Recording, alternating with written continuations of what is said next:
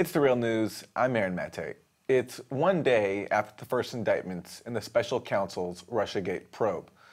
President Trump is now distancing himself from foreign policy advisor George Papadopoulos, calling him a, quote, low-level volunteer who has already proven to be a liar, unquote. Papadopoulos has pleaded guilty to lying to the FBI about his meetings with foreign nationals who claimed Russian government ties. Meanwhile, executives from Facebook, Google, and Twitter are testifying on Capitol Hill today as they face pressure over alleged Russian-linked content on their platforms. I'm joined now by Coleen Rowley, a retired FBI special agent and former legal counsel for the FBI, also a former whistleblower. Coleen, welcome. You're familiar with the type of case that has indicted these three individuals, Paul Manafort, Trump's campaign manager, Manafort's business partner, Rick Gates, and now this character, George Papadopoulos, this foreign policy advisor that Trump is now calling a liar and distancing himself from. Your thoughts on how the process has been unfolding over the past few days? Well, there's a lot of things to cover here because it's such a mess.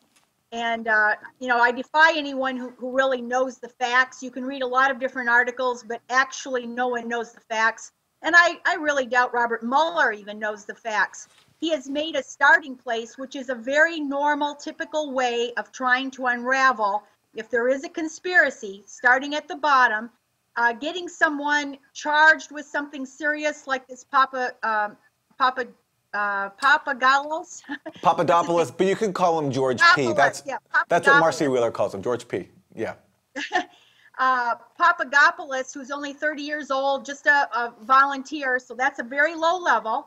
And I should mention one thing. He's charged with lying to the FBI, but it used to be before 2001, 2002, if you merely denied an accusation to the FBI, you could not be charged with false statements. That was actually a Supreme Court ruling in quite recently, 2002, I think, where that's allowed. And the reason for that, it was a good reason. Judges thought that if you merely denied a crime to the FBI, that would then infringe on your Fifth Amendment right against self-incrimination. That was the prior thought. And then they changed that in 2002. So he's charged with something that wasn't really necessarily even a crime before 2002. Manafort and Gates are charged under as acting as a foreign agent, unregistered foreign agent. But apparently that statute has only been used a handful of times and resulted in only 1 or 2 convictions in all history. Credit to Robert Mueller, he's grabbing at something at the lower levels, and by everyone's opinion, this is not just mine, but everybody you listen to, is he's using these charges then to try to squeeze Manafort, Gates, and Papadopoulos. Papadopoulos. Oh my gosh, my brain. Papadopoulos is in order to get them to flip and try then to go up the chain. He may have already done this with Papadopoulos since he's been operating as a cooperating witness since July.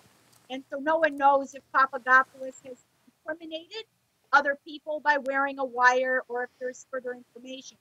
If this is all that Robert Mueller has, of course, this won't amount to much, and it won't, of course, topple Trump administration, nor will it hurt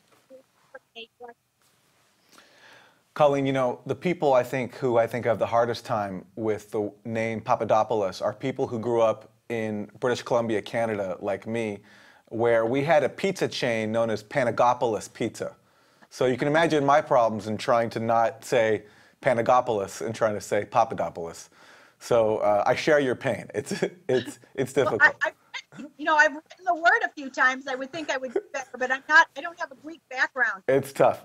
So in terms of his indictment, that's what's been really seized on here, because unlike the Manafort and Gates indictment, his indictment actually has something to do with Russia and the 2016 campaign.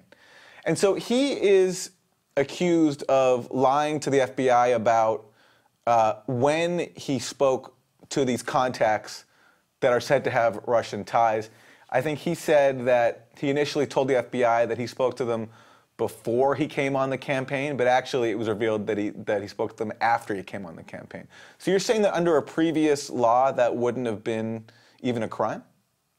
Well, before this ruling, this Supreme Court ruling, if you merely denied a crime, now if you go into detail as he did, trying to embellish, then actually it was always a crime. But a mere denial of having done something which would incriminate yourself, before this ruling, it wasn't a crime.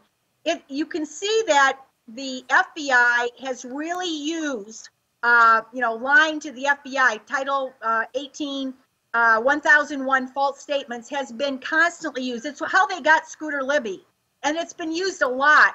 And so obviously what most attorneys will tell you is just, don't say anything, because as soon as you open your mouth, you're going to be in trouble. If you even deny something, they can still charge you. And again, if you embellished, even in the past, if you embellished your lie, then they could have charged you for false statement.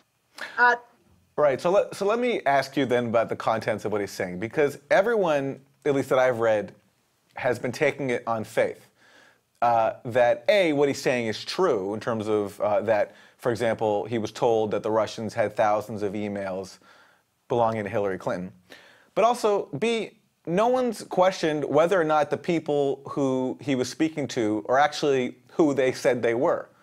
The U.S. government does not even make a determination saying that, yes, we think these people are it was a professor, it was a woman identified as Putin's niece, although they say it was not Putin's niece in the end, and C, some kind of person tied to the Russian foreign ministry. All the charging document says is that this is what Papadopoulos was told that they are, who they are. So looking at what they say, the fact that one of them was introduced as a relative of Putin, that Papadopoulos spoke to one of them over Skype, which is part of the PRISM program, which the NSA can access. Does it sound to you like these were high-level Russian government operatives? Or people, or I'm sorry, even people with connections to high-level elements of Russia? The information in the indictment is extremely sketchy. And as you said, it's just full of gaps and questions. Basically, it just creates more questions. One of the things that's come out today is that when they were talking about the Hillary Clinton emails, they were not talking about the DNC emails that were alleged to have been hacked, or the Podesta email. They were talking about her private server emails when she was the Secretary of State, and those emails were released by WikiLeaks. They weren't released by WikiLeaks, but they were archived, and they created a better way to search those emails that were released by the State Department. And they were released at the same time. Right, but in defense of the Russiagate narrative here, we don't know for sure that what exactly the emails, which emails were being discussed here. Could have been those emails, but it also could have been, if they had indeed had the hacked emails, the Podesta and DNC emails. Yeah. That's right. That's what I was trying to say, is we don't actually even know what emails this very vague reference, this mention by a Scottish professor. Again, it's a Scottish professor that's never been heard of. And the fact that he says he knows some Russians and he knows a woman, and she claims, you have to imagine that in a campaign, in a presidential campaign especially, that has a large number of people working, especially at volunteer levels, that they're going to be approached with offers of opposition research. This of course happened with the Hillary campaign as well, and they hired Chris Steele to actually be getting information from Kremlin, people in the Kremlin. So if you look at how campaigns are operated, and in fact, that's what Watergate was all about. It was breaking in. The rivalry between campaigns provokes this kind of need to get dirt on your opponent. And so I don't think it wouldn't really be shocking that there were a lot of approaches, and apparently there were on the Trump side, but certainly there were on the Hillary side as well. And so, we don't know anything about the Scottish professor. He denies that all of this. And so, like I said, unless Mueller was able to get more through Papadopoulos, wearing a wire, for instance, or somehow entrapping some of the people that he worked with in the Trump campaign, if he was being operated from July on, and they have gotten some more information, that will change things. But as it exists right now, I would say that there's really no smoking gun, and the mainstream press has really jumped the gun in calling this a smoking gun, because I don't see too much there. It's very sketchy. The professor's name is Joseph Massoud. And just to explain to anyone who has not read the indictment or read any of these many news reports, and in fact, if they had read the news reports, they still might not understand it because the news has, in some cases, been so skewed. So this professor is said to have met Papadopoulos on an overseas trip and then promised him high-level access to the Russian government, told him about the Russians having thousands of hacked emails, and then trying to arrange meetings between the Trump campaign and Russia, which never happened. And in fact, one thing that Papadopoulos says in his plea agreement is two things. As I mentioned, he was told initially that a woman who he met through the professor was Putin's niece. That turns out not to be true. He also was told that he would be introduced to the Russian ambassador in London, which also never happened, which again raises more questions about who these people actually are. And the professor, for what it's worth, he has said that this idea, as I think you mentioned, Coleen, this idea of him bringing along a woman with him to meet Papadopoulos actually is not even true. He actually flat out denies that. He does acknowledge meeting Papadopoulos, but he says that I never introduced him to this woman he claims I did.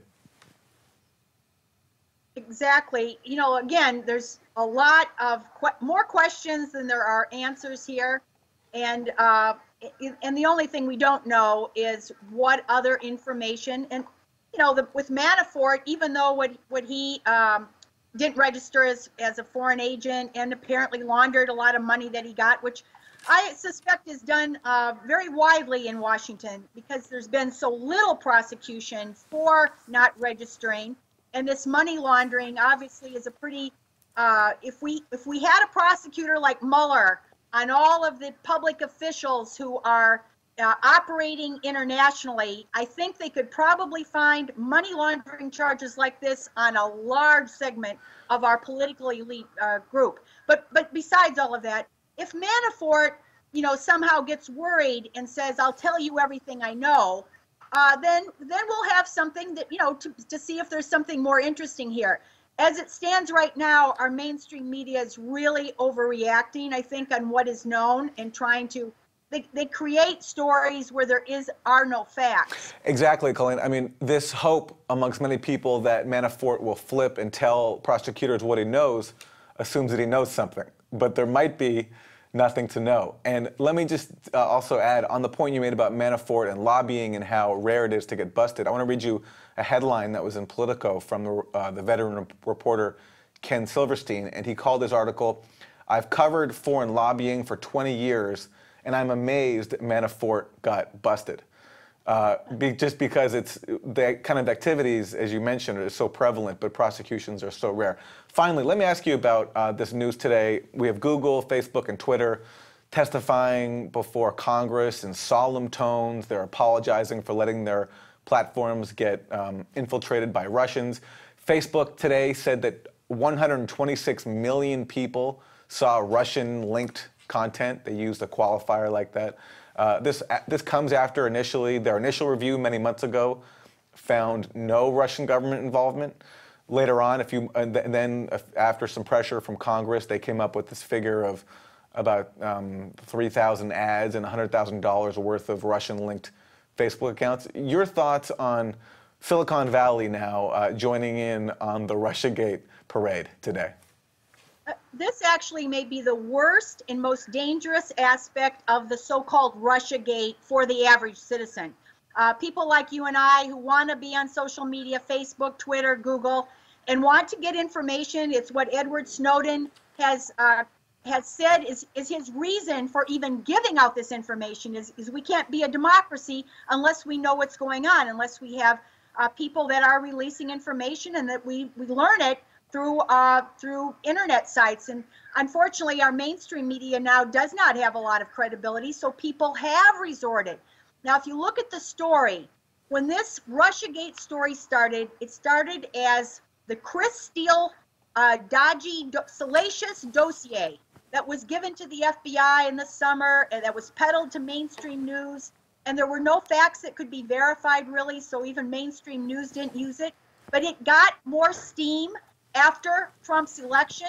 It was actually then used almost in a way to threaten him on January 6th by Comey, by FBI Director Comey, telling Trump that, by the way, I'm going to read you the dossier that was collected on you, and by the way, it's going to be leaked to the media in a couple of days. And so that dossier has been largely discredited. But what replaced the dossier was then the emphasis on RT, Sputnik, Russian-funded media, and then it's now morphed into the fact that there were only $100,000 of ads on Facebook and some ads on Twitter. And so we have our Minnesota Senator Amy Klobuchar now, who is proposing legislation to monitor, not so much to monitor, but to create what she says is more accountability and transparency on the Facebook. But it looks like it could be the first step in actually censoring things that are coming from what they call fake news. And the problem is who gets to decide these things. This is basically hearkening back to McCarthyism and the notion that somebody in the media, mainstream media, is able to determine what is true and what's not true. And in fact, the mainstream media themselves have printed and published all kinds of false media. Google has been a part of this because they've created algorithms that now have reduced the ability of the public to find certain sites. Some of the main sites that I think are most credible are on this blacklist that Google has created, and now you have a very difficult time finding stories and articles by those sites. Now, this is extremely dangerous for democracy and for average citizens, and it's coming right out of the Russiagate, I think, because the Chris Steele dodgy dossier did not pan out. We will find out if Mueller's investigation is going to pan out. And now what are we left with is the Russian media, the efforts of, on the media, on social media, that they claim are somehow subverting American opinion or public opinion. It's a lot, and yeah. it's stunning. And Coleen, we thank you for joining us to help make sense of it. Coleen Rowley, retired FBI agent, former legal counsel, also for the FBI, also a former whistleblower. Coleen, thank you. Yep, thank you. And thank you for joining us on The Real News.